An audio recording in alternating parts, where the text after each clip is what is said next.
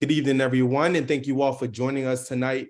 My name is Darrell Frazier. I am the manager of memberships and community engagement here at Reform. We really appreciate you all for taking time out of your evening to join us. We're going to give folks a few more minutes as they are hopping on, and then we're going to get started momentarily.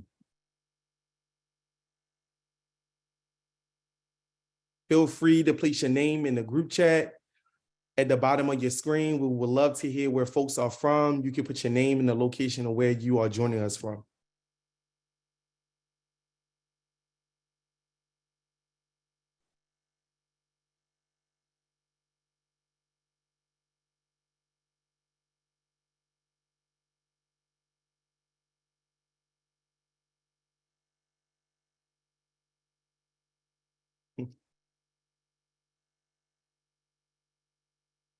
Awesome, welcome. I see Georgia, I see Virginia, Illinois. I see a lot of Georgia. Welcome, Georgia is in the house. Harrisburg, Pennsylvania, Mississippi. We have folks from a little bit all over. So thank you all once again for joining us. We are going to go ahead and get started. Once again, for those of you who are just joining, my name is Darrell Frazier. I am the manager of memberships and community engagement. So excited to have you all here tonight. I want to be the first to welcome you to tonight's National Community Partnership Grant listening session. We are excited to have you all here tonight and want to provide you with a little bit more in-depth information about the grant opportunity. I would like to briefly go over tonight's agenda before we get started. So for tonight's agenda, we're going to have a history overview of Reform Alliance. Then we're going to jump right into our overview of the National Community Partnership Grant Program, which we're going to highlight our funding priorities, eligibility, application instructions. We're going to do an application walkthrough and then the timeline for the application. Then we're going to follow up with a policy framework to educate you all, and then do an intro for our state organizers and regional directors. And then we're going to end the night off with a Q&A. So please make sure that you save all of the questions that you have for at the end of the webinar so that you can put it in the chat box and we can answer, or in the Q&A feature at the bottom of your screen as well. I want to kick it over to Britton Smith, who's going to lead us through our overview and history of Reform Alliance. Take it away, Britton. Thank you, Darrell. As you stated, my name is Britton Smith, serve as the Senior Director for Strategic Partnerships here at Reform Alliance. And I think it's very important that we have this opportunity to speak with you all, talk with you all, and share where Reform has been and how we got to this point, especially to our National Community Grants Program. So very briefly, Reform Alliance, as you can read, aims to transform probation and parole by changing laws, systems, and culture to create pathways to work and well-being. And so focusing primarily on probation and parole, with that being our niche, it's important for us to connect with you all as our approach to build coalitions and change policy. Building coalitions and changing the policy is very significant, as you all close to the people, to the engagement, to the activity, and providing a lot of the direct services is very significant. While we are proud to work within each of the states that will be listed and support a lot of the work that we're doing, we know that it's being in community with you all that is really going to help change and move the needle for the impacted population. And in changing that narrative, it's important that we tell the stories, that we articulate the issues, articulate the problems to the right people, building that coalition and bringing that coalition in front of lawmakers, in front of community leaders, and in front of other business leaders. It really helps to change that narrative and change that identity of what the impacted community faces today.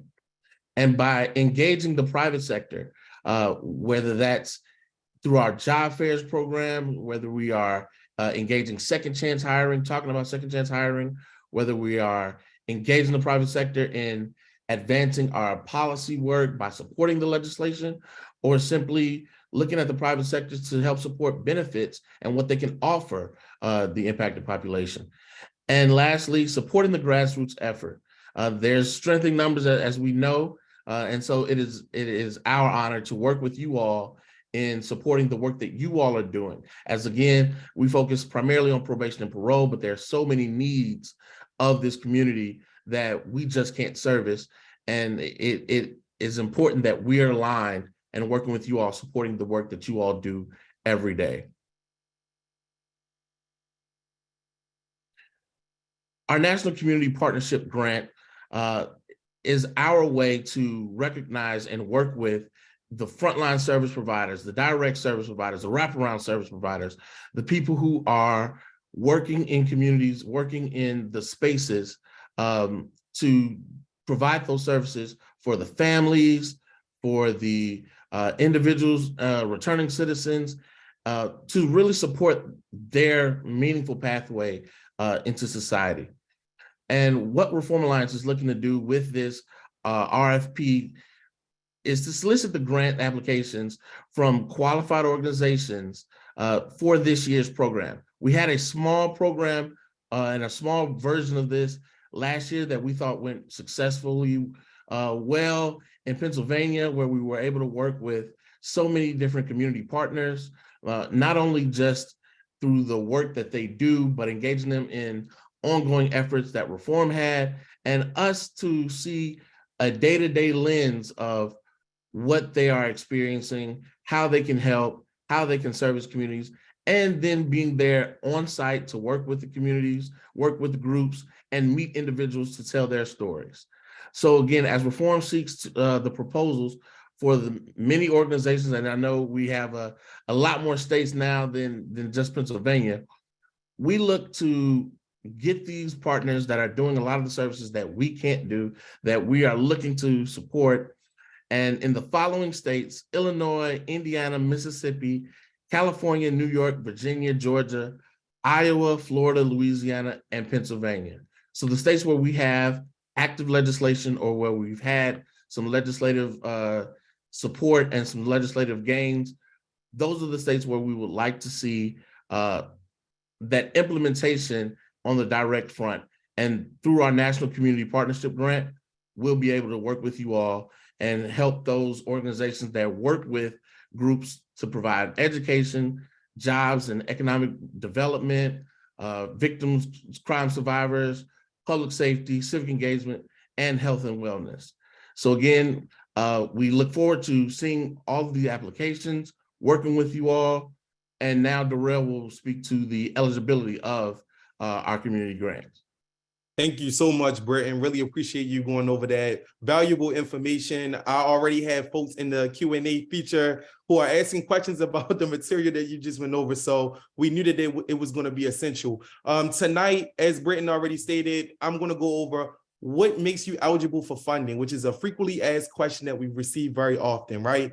Some of the most basic eligibility requirements that we have, and you must meet all criteria, is to be a duly formed organization in good standing in its state of formation, be in the following states as Britton just highlighted, which is Illinois, Indiana, Mississippi, California, New York, Virginia, Georgia, Iowa, Florida, Louisiana, and or Pennsylvania. I see in the chat box, a lot of you are representing and you are from some of those following states. And so we welcome you and encourage you to apply. You must have been established for 3 or more years with 3 years of compliant 990s, be a community based with Internal Revenue Code 501c3 tax exempt status, be registered to do business with a 501c3 in the states where it is proposing in its grant application to operate in collaboration with Reform. And last but not least, have a demonstrated commitment to empowering people directly impacted by the justice system, which is so important. We're really looking forward to collaborating and working with individuals who are aligned with our mission and our values. Next. So we want to talk about what makes a great application. I'm going to highlight some required documentation and things to remember for your application process. All applications are going to be submitted via Zoom grants found in the RFP.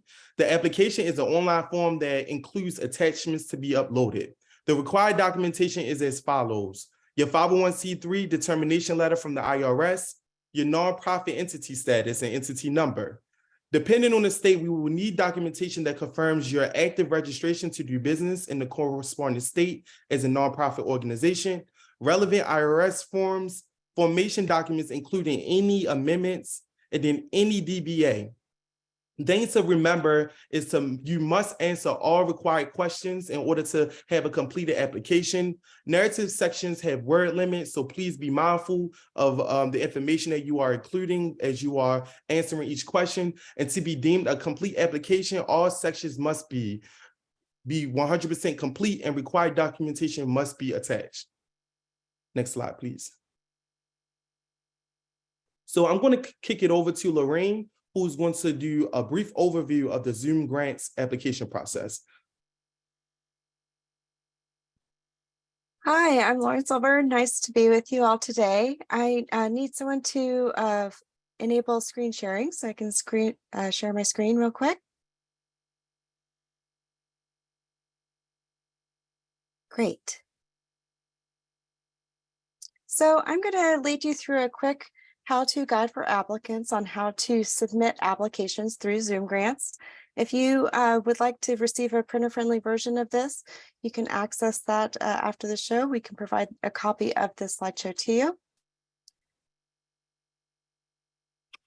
There's a few items I want to point out right away, things you should know about Zoom Grants. First, you can always go to Zoom Grants University or help.zoomgrants.com in order to access our knowledgeable online guide for any questions that you might have about Zoom Grants. There's a search bar in there to quickly look up an answer, or a help button to also access our awesome tech support team, who you can also email at questions.zoomgrants.com if you also need any kind of assistance. Secondly, I want to point out our autosave feature. As you're navigating through your application, Zoom Grants is going to automatically save your progress. So you can log out and into your account as many times as you need to in order to submit your application.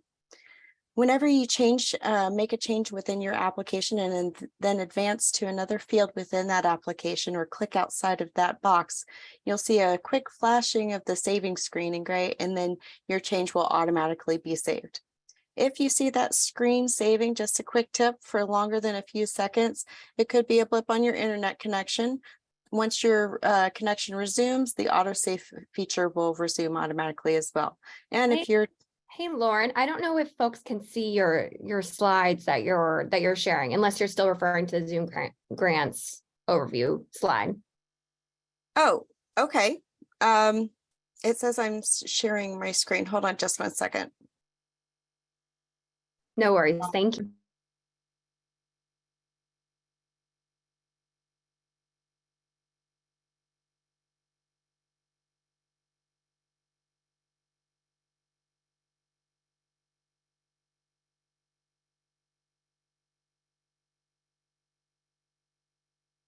Okay. Can you see this now? Nope.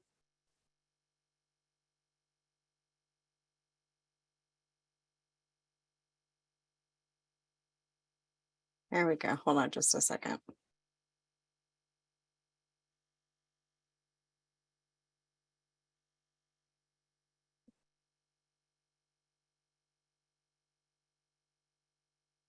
Awesome. We can see now. Great. Thanks so much. So the fourth quick things that you need to know about Zoom Grants, as I was pointing out, is Zoom Grants University, our auto save feature, as I was talking about, which will automatically save your progress.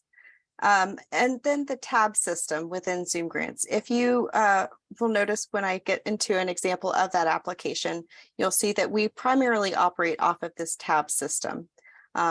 And also we'll do a check for completion. We'll double check and make sure that every single application question is complete and that any document that's marked as required has a document uploaded before the system will allow you to submit that application.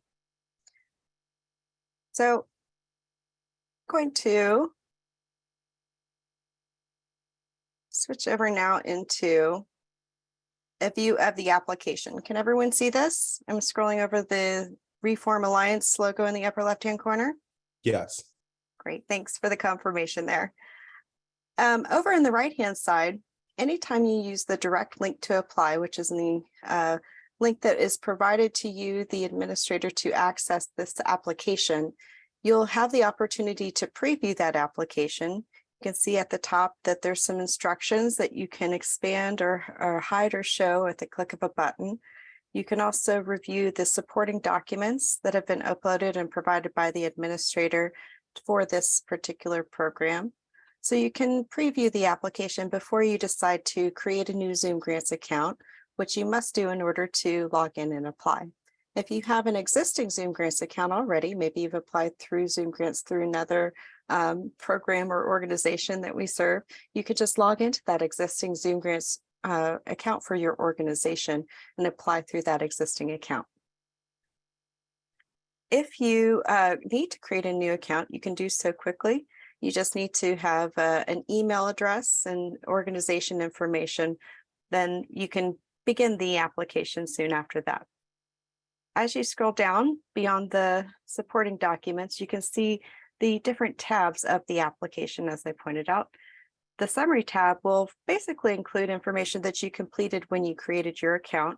It can include your organization information, which you can create here. This will be populated and reflected on all other applications for your organization. So if you need to update that information, it will update that across anything that you have submitted here. You also have an additional question here added on the summary tab to provide a brief bio about your CEO. You can navigate between the different tabs of the application by clicking the next button, or you can click between those different tabs to get to, for example, review all of the documents that you need to upload before you complete all of your application questions. And as you're skipping around between application questions or the documents tab or completing your budget, we will automatically check and make sure again that you have answered at least in part every single application question. It's up to you to, of course, make sure that you've provided a complete answer. As you navigate between each question, make sure that you read also instructions that may be included within the tab itself. You can see that for each question, there are certain questions that will only limit you to have one answer. Some will provide a single line answer where you're limited to 255 characters. Others may have a longer answer that you can provide up to 5,000 characters. So be mindful of those character limits as you're answering your questions. And another quick tip, if you notice for some reason that your answer is not saving and the flashing screen is going for longer than usual, check to make sure that you haven't exceeded the character limit, because your answer will not save if you've exceeded that character limit. For checkbox style questions that you see here, note that you can select more than one category. For other radio style buttons, as you see up above, you can only select one. So just keep that in mind also as you're answering questions through the application. As you go through and navigate through each application question, once you get to the very bottom, you can navigate, as I said before, by going to the previous tab or by clicking next. The budget tab is where you'll enter information about the expenses or budget line items that you're requesting under this grant. You can describe those expenditure types here on the left, how much you're requesting from this grant as well as from other funding sources. Zoom Grants will automatically provide a total at the bottom of these two categories for you. And then down below also, you have a place where you can include a budget narrative to describe each line item and some other instructions from the administrator. And lastly, documents are always an essential part of any application that you're submitting for grant funds. Usually they are asking for those items that about your organization that you probably already have on hand and quick at your fingertips. Just note that if something is not marked as required, it may still be required of your organization. If, for example, this one, you're required as a fiscal sponsor to receive funding. So make note of those special instructions that are marked for any document that's not required, but may still be required or specific to your organization. You also have a place down here to add any additional documents that may need to be added outside of what is required and requested. And you can upload as many different documents as you need to in order to suffice that requirement, as long as each document is less than 4 megabytes each.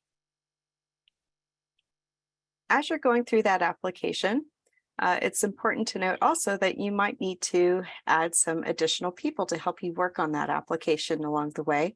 You can do so by adding what are called collaborators. Collaborators are like applicants. They can be invited to help you work on an application, but only the head applicant can submit that application with you. You can enter that information on the summary tab of that application by entering the email address of that collaborator and giving them access to edit the application.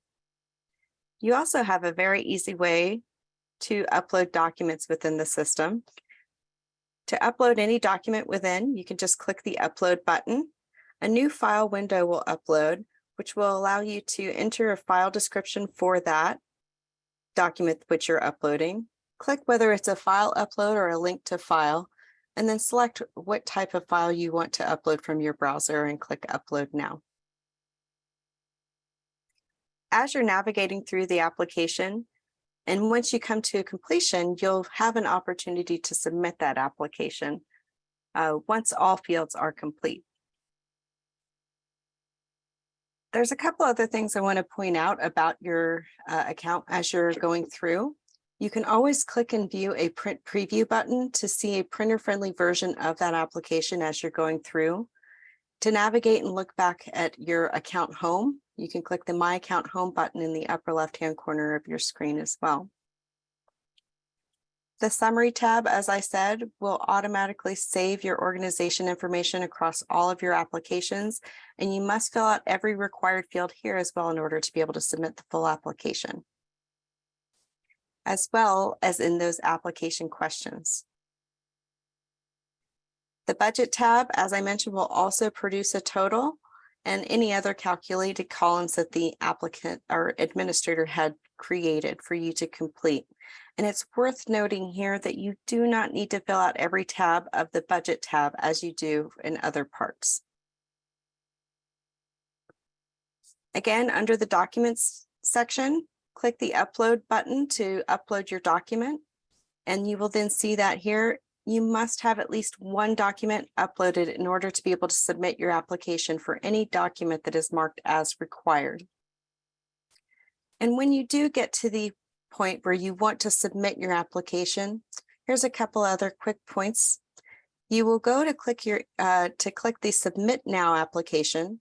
If for some reason you're not seeing that Submit Now button, it may be that because you are a collaborator, as I mentioned, somebody who's been invited by the head applicant to work on that application, but not the main person who has been authorized by your organization as the head applicant to submit. And so they would need to be the one who's logged in to click and see that Submit Now button and click that button on their organization's behalf.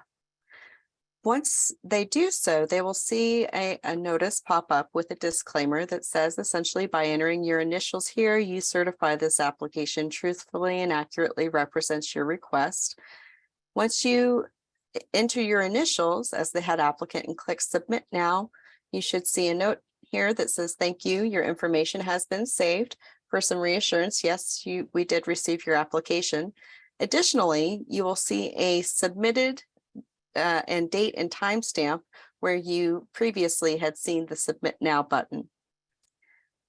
If for some reason you did not see that disclaimer come up, you might otherwise see a notice in red that says, you forgot to answer questions 9, 14, and 12, or you get the idea. Or you need to go back and upload this document request, and it will actually list it as the 501c3 letter or something else that you might have forgotten to upload in its place. As you're working on your applications, you'll log into your organization and be able to see your organization's name at the top, track any incomplete applications you may be working on if you have more than one that you're submitting through Zoom Grants, maybe through multiple organizations. Once you submit that application, it will also additionally move from that incomplete applications folder into your submitted applications folder. And once approved or declined, it would move into those respective folders on the right-hand side of your screen within your applicant account. Once you had been approved or declined, you may have additional tools afforded to you, post-award tools to add invoices or reports as well. Lastly, I want to just talk about how to archive or delete applications. As long as you are working on an incomplete application, it's worth noting that the administrator can see an incomplete copy of that application, that it's been started within the administrator's incomplete applications folder. If you want to archive that application, you can do so. That removes it from the incomplete applications folder and puts it into your archived applications folder. And only applications that are incomplete, i.e. not submitted, can be moved into the archived applications folder. From there, only from there, can an application then be deleted permanently. So we make it very difficult for you to accidentally delete your application. You have to almost go out of your way to do it. Just a couple last tips from the Zoom Grants team. Try to save yourself some stress. Start early, finish early, and try to submit early. I know that's always easier said than done, and you're so busy these days. But if you can try to do that, that's always a good way to save yourself some stress. And if you do have any issues, reach out for help. Our Zoom Grant support team is there just to help applicants like you and support the work that you're doing on these grant applications, because we know that you do a lot of other things other than just work on grant applications. So we try to help make that part easy for you. So please reach out if you need help. And you can do that by visiting help.zoomgrants.com or contacting us at questions@zoomgrants.com, or give us a good old-fashioned phone call at 866-323-5404 extension 2. And with that, I'll conclude for any questions that you may have. Awesome. Thank you so much, Lauren. This was really helpful. I hope that you all were able to get some very much well-needed information from the presentation that Lauren just did. And any question that you will have, just remember that there's a Q&A feature at the bottom of the screen, and we're going to answer all questions at the end of the presentation. And so right now we want to segue to our budget to discuss budget line items. I know Lauren just kind of touched on it from an application perspective. There are a few more clarification details that we want to make sure that you all are aware of. So pertaining to salaries and benefits, please list all salaries and benefits for anyone working directly on the project. Examples include a team leader, production manager, production staff, etc. Also include other expenses. List all expenses incurred directly for the project. Examples pertaining to those expenses are external consultants, program supplies, travel, training, telephone, internet, things of that nature. And last but not least, the overhead expenses as well. We want to make sure that we are listing any overhead expenses. Examples include executive salaries and benefits, accountants, data analysts, other support staff, and rent. Please note that overhead expenses are limited to 10% of the grant.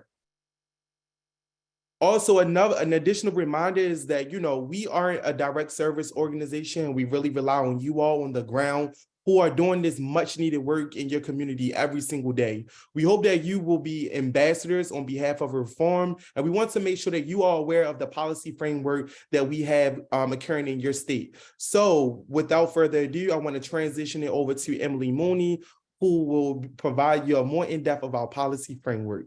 Take it away, Emily. Thanks, Darrell, and thank you everybody on this call. So at Reform Alliance, we really look at our work as a pipeline from prison to freedom. So we have 3 main buckets of work that we focus on our policy and law team. First, we want to move people from incarceration to community. So that means looking at policies that focus on eligibility for release, such as through parole, or in some states you have mandatory, supervised release, or special pathways to release, like elderly or medical parole or reprieves. We also want to look at how that decision-making process is taking place.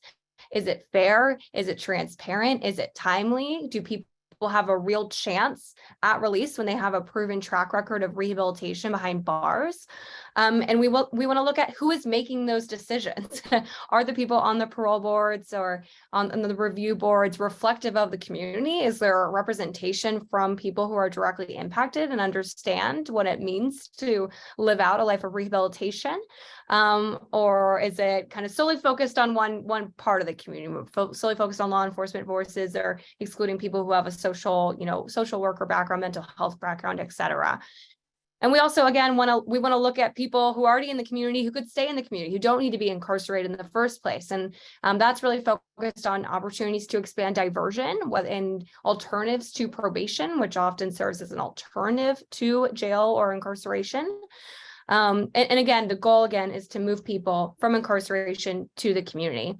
Our second bucket of work is really making sure that community supervision, when people are placed on it, whether that's parole, probation, again, mandatory supervised release, or whatever form it takes, that it's actually effective and smart, so that people, both that governments are getting a good return on their taxpayers, but more importantly, that people who are on supervision actually have support for successful reentry. And so the ways that we seek to do that is really evidence-based, and we want to focus on how long are people actually on supervision. So there's a lot of research to show that supervision is most effective in those first 18 months or even 2 years, and after that point really people are just returning to prison or jails for technical non-criminal violations of supervision. So if someone's going to be unsuccessful or committing a crime, it's going to happen early. And so that's really where we need to focus intervention and resources and supports for individuals, rather than keeping them on endless probation terms or parole terms in many cases, and in some cases stacked supervision terms where they are under government surveillance for years on end without any benefit to public safety or to their lives. And so we want to make sure that those sentence lengths really match the science and are short and supportive. So often that happens through kind of capping or establishing guardrails on probation and parole terms.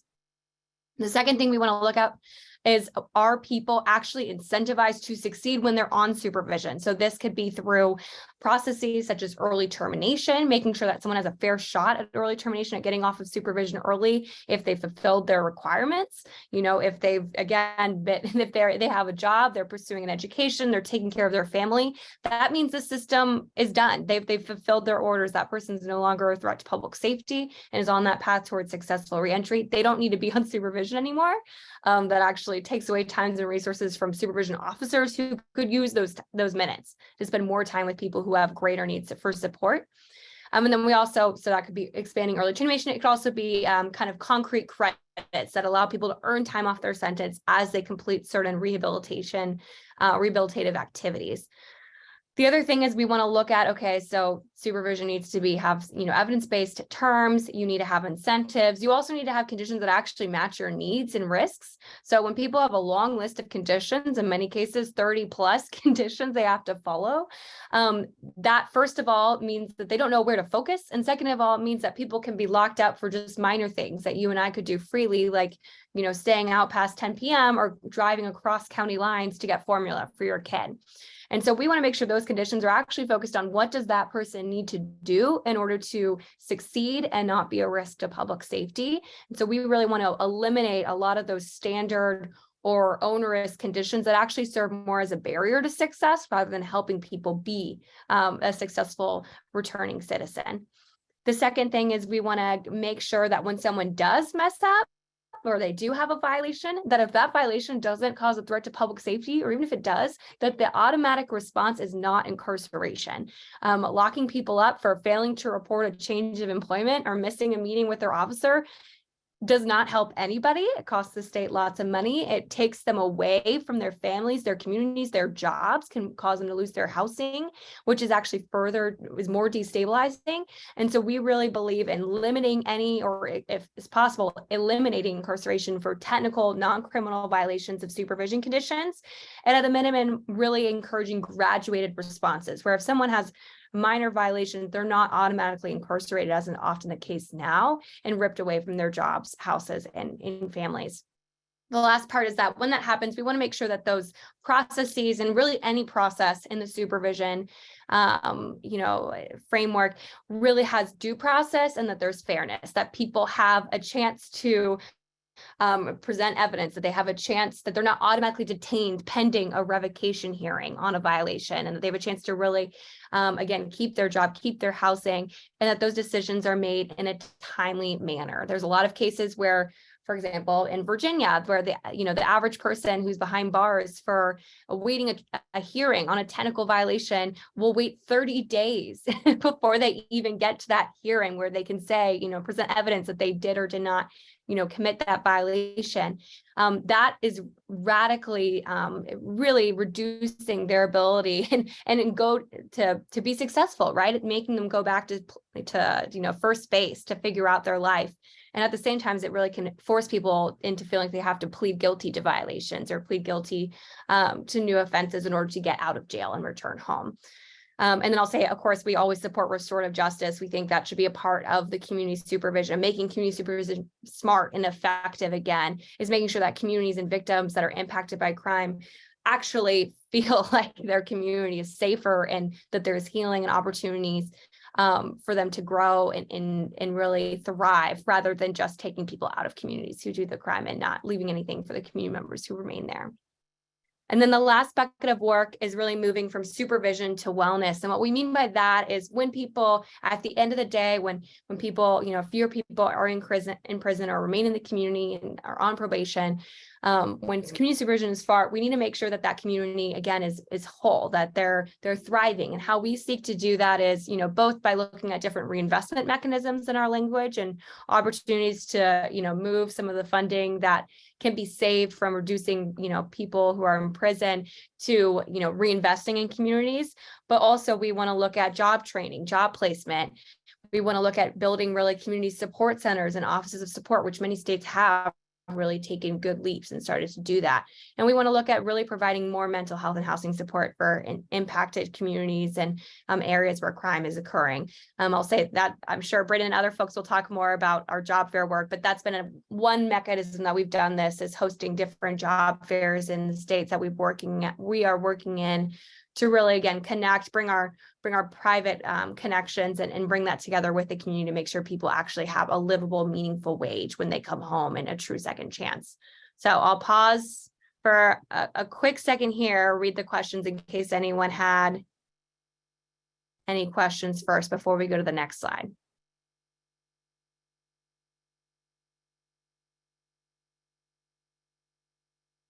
Okay, I don't see any, so I think we're good for the next slide.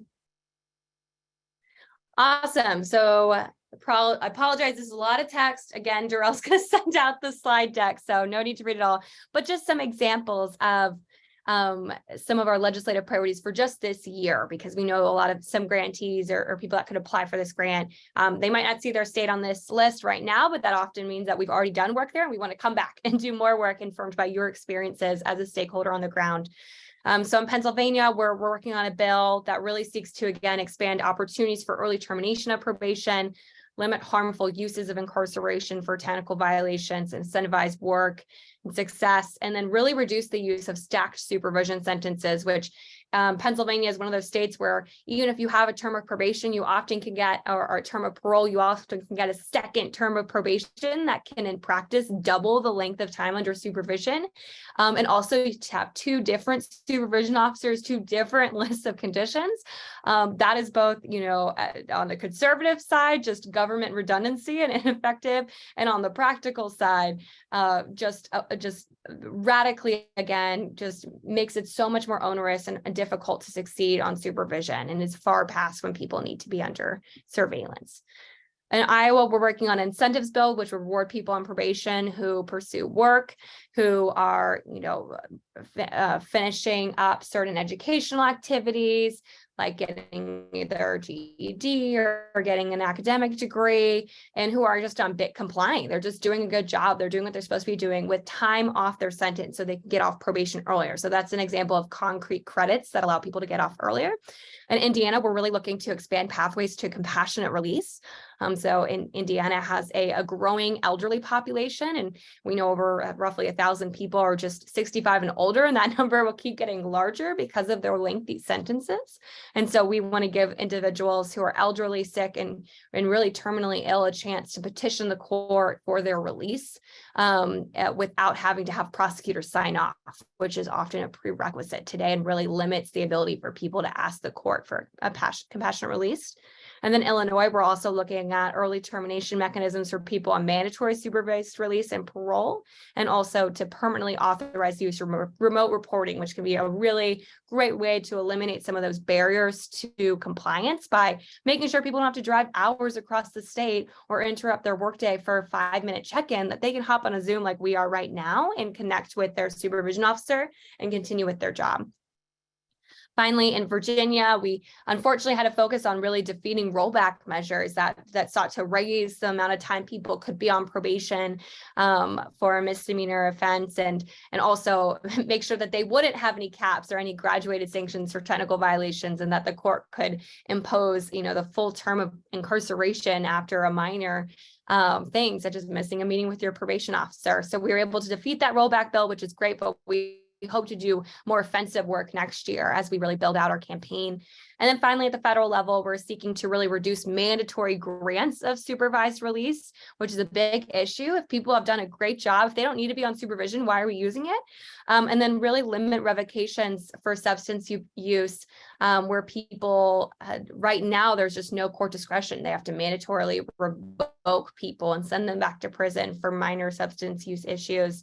And we know that doesn't help. Prison and jails often don't cure addiction, right? They're just another mechanism to get treatment. We want to build that treatment capacity in the community, so we're not looking to our incarcerated facilities as our treatment providers. And then finally, we want to expand early termination.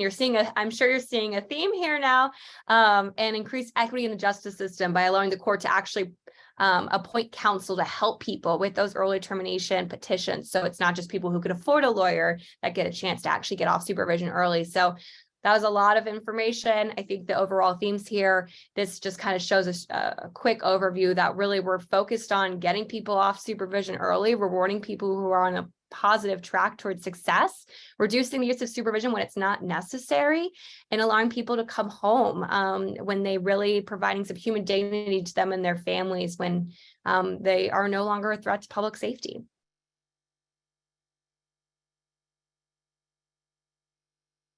With that, I'll kick it back. Thank you so much, Emily.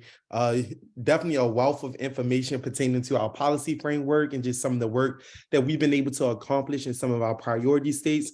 But as a reminder, I just want to make sure that everyone is aware that if you want to learn more about the work that is happening in your state or on the federal level, please reach out to our regional directors. You can see their emails listed under their photos. Please do not hesitate to reach out. They'll be more than happy to answer any questions or concerns. Next slide. And so before we jump into the Q&A portion of tonight, I just want to highlight some important dates and deadlines. One of the questions that we begin to receive early on in the webinar is that will we send out this live webinar info session to individuals, or will they have access to this? Absolutely, yes. You can find the information session available on our PA Community Grant Program webpage, and there will also be an email sent out following tonight's webinar. So please keep your eyes open for that. And then this next deadline is absolutely important. I really want to encourage you all to mark your calendars. The deadline for proposals is on March 17th, 2023 at 11:59 p.m. Pacific Standard Time.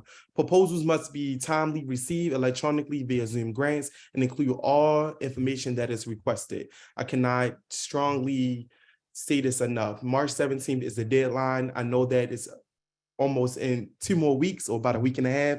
So please be mindful just of all the information, documents, and detail that needs to be included. Thank you, Amy. 9 days to be exact. Between March 18th and March 31st, evaluation of proposals.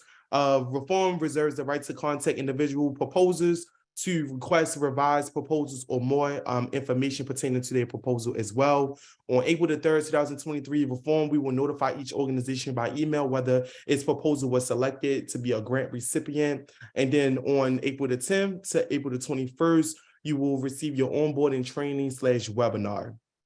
So once again, please screenshot, take a photo, please write this information down because it's going to be critical over the next 9 days as you all have to complete the application. Next slide.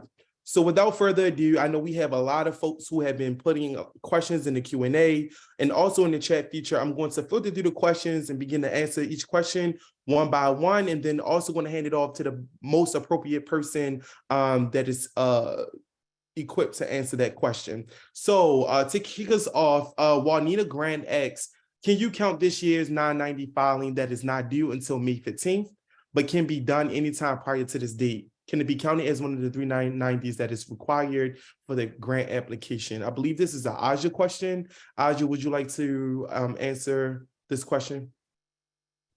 Yeah. Hi, everyone. Aja Blair here from the advocacy team. I do operations and special projects. Yeah, please still go ahead and apply and use and upload that form. If you only have that one for this year and not and you don't go back 3 years, we want to encourage you still to apply. Thank you so much, Aja. Next, we have a question from Mr. Kurt Danish. When I entered the application link, I was forced to create a new account from last year. Will this negatively impact me as someone who was previously awarded a grant from your organization? Absolutely not. Kurt, I just want to reiterate as well that this year is going to prompt you to create a new account because we're utilizing a new platform. Last year, it was more specific to PA, but this year we're utilizing Zoom grants. So you will have to create a new account and submit all required documentation and information as well. Next question we have asks, the organization existed as program within the Chicago Housing Authority and other organizations, but has just recently 1 year ago became its own 501c3 status. So while it has an extensive history in the community, it would not have 3 years of 990. Is there a way that we can still apply? To Aja's point, to the point of the first question he just asked, absolutely, we still encourage you to apply, although you do not have 3 years worth of 990s. Please continue to apply. We have a question from Sarah Becker. She has a question about eligibility. It's a very long technical question, so I'm going to summarize it. She's interested in applying for this grant opportunity to support the work that would take place at one of their community-based centers. They often submit grant applications through their college foundation, which is a 501c3. Type I organization has a 990 and files a tax return. The foundation categorized as a public charity and specifically as a supporting organization under 509A3, but is not a community-based organization. Based on these qualifications, are we eligible to apply for this grant funding? Aja, that is a question for you as well.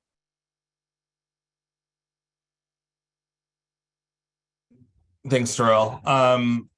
So the way that the grant funding is set up for this round, it is for 501c3 organizations. I need to take I can give you my email in the chat, and I can look into this with our finance team to see if there's a way, since you're going to be supporting the 501c3, that we can try and make something work. So I'm just going to put my email in the chat. I'm going to turn it over to Britton. Britton said there is a way. Okay, Britton, feel free to take it over.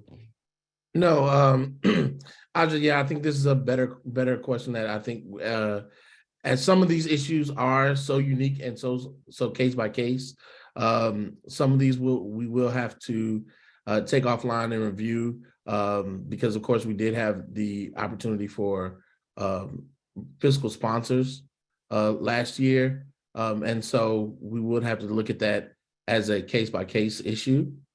So I think in that case, Aja, we will have to take that back to the finance team, but there is a possibility if that is the circumstance. Thank you, Britton. The next question is, can the grant be used to create and provide a course/training to the incarcerated on how to change policy and learn how to advocate for themselves? Britton, feel free to answer that question. I feel like it's a question for you. Absolutely, and I think that's the type of unique programming that we would like to see, as we talked about the grassroots and engagement and seeing organizations do that. So that is all a part of the programming. Thank you. Next question from Beatrice Beckford. Does the grant allow for work that includes credible messenger, violence interruption work? Yes, as it falls under the crime survivors and education portion of the components of the grant. Awesome, thank you. Next question is from Janine. She asks, is there a space for organizations that are providing wraparound services to children of justice-involved citizens in the health and wellness space? Absolutely, yes. There is definitely a space for you all to, apply for this grant. It supports the work that you all are doing. Mr. James Bowe asks, for organizations which provide transitional housing support, does the cost of renting houses space to provide housing services count as an overhead expense, which will limit the org to spending only 10% of any grant received on such costs? Aja, that's a question for you.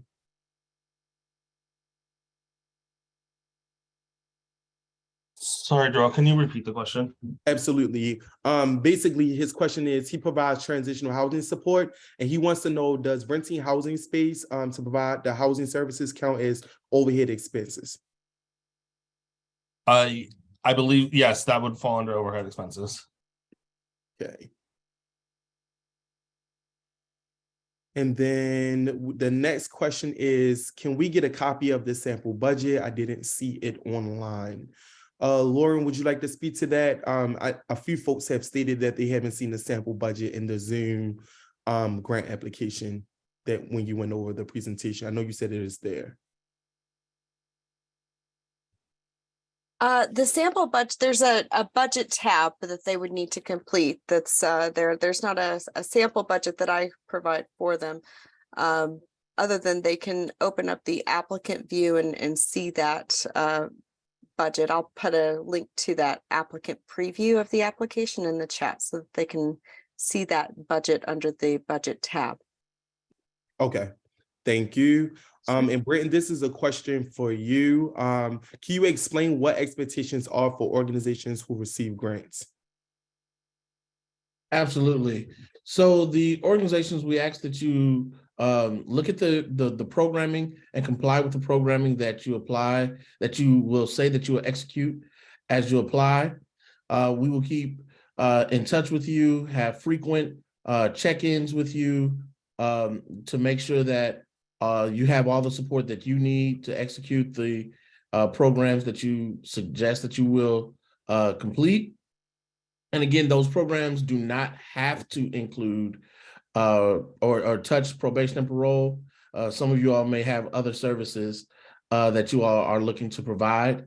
So again, we also ask that you will continue to keep us updated on events and activities of your organization, again, so that we can support and uplift. But again, those are also things that Darrell and many other members of the team will work with you on as you guys engage in your individual check-ins and group check-ins.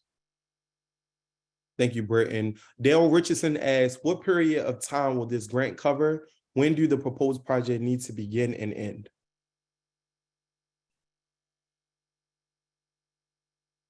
Aj, would you like to answer that question? Yeah, the program covers for the end of the close date of the grant and for 1 year. Thank you. Jen Carter asks, our director is currently behind bars, but is getting out in June. Is it possible for you all to get the onboarding information to him, or will we need to have another person able to attend that online in April?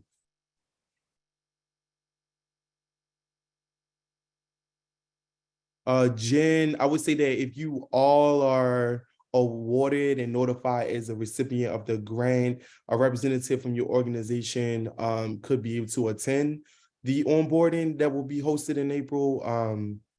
Any representative that you all feel comfortable. Aja, is that correct? Yeah, thank you. Yeah, no problem. Doesn't have to necessarily be the director. Next question is, are there any long-term requirements that would need to be met upon receiving a grant? One of the requirements is, after receiving the grant, is that we are going to just be asking for reports to get updated about the projects that you're working on. But beyond, it's just throughout that year that the grant funding is happening. Britton, if you want to jump in with any other kind of partnerships and memberships portion of that, that'd be great. Like we want to build a relationship with all of you. So that's a big reason we're doing the grant program. Absolutely. I think what can't be understated is the importance of the check-ins that you all will have, just keeping us abreast, and even working in community with one another, the fellow grantees in your regions, in your areas. Those I think will be paramount to making sure that we can be very successful in supporting you all, and that you all are continuing to do the work, and even beyond this year, that you all are on a pathway to help as many people as possible. Thank you, Britton. And I know that we are coming close to time. The time right now is 6:56. I want to be respectful of everyone's time. So I'm going to take 2 more questions, but do not worry. You all can still send us additional questions that you may have to the email that it will be listed below at the end of the webinar. So do not hesitate. The next question is, we are a 501c3 that leads a statewide coalition working on a campaign. Whose salaries will we need to list on the application? Aja, that's a question for you. Yeah, so I think what I understand we're asking for is that we're just asking for how much of the portion of the grant is covering what part of the salaries you need covered. So it's not necessarily like obviously covering the whole range of salaries, just like how much of the grant that funding that you would get awarded, how much of that is going to go to paying whose ever salary. And then if it's going to like the CEO or something like that, that would go under a different column from salaries and benefits. Thank you. And then another question for you, Aja. Ebony McClenny asks, are the funds restricted? I'm not sure if I don't restricted in which way, sorry. But I see her other question around, are they dispersed in increments? And it is going to be dispersed in increments. And they are going to be, it's at the discretion of the review committee of how they're going to get dispersed. Darrell, I think that ties into the last question that we just received towards the restricted funds. They're not restricted to one specific program. So if you have multiple initiatives that can fall within the cap of the funds, by all means, we encourage and would like to support as much of the work. So if there's an after school program and then another community drive initiative, as well as something else that can all be serviced with this grant, by all means, it's not restricted to just one initiative or just simply the programming costs. Thank you, Britton. We are at time. Right now it's 6:58. I want to thank everyone for joining us tonight. And I know that we still have a bunch of questions left, but without any further ado, if you need any additional assistance or you have any further questions, feel free to email us at submissions@reformalliance.com. I will make sure that someone gets back in contact with you or reaches out to you pertaining to the questions that you all may have.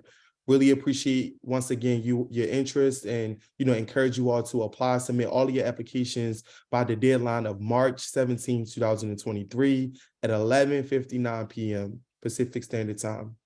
Thank you and have a great night, everyone.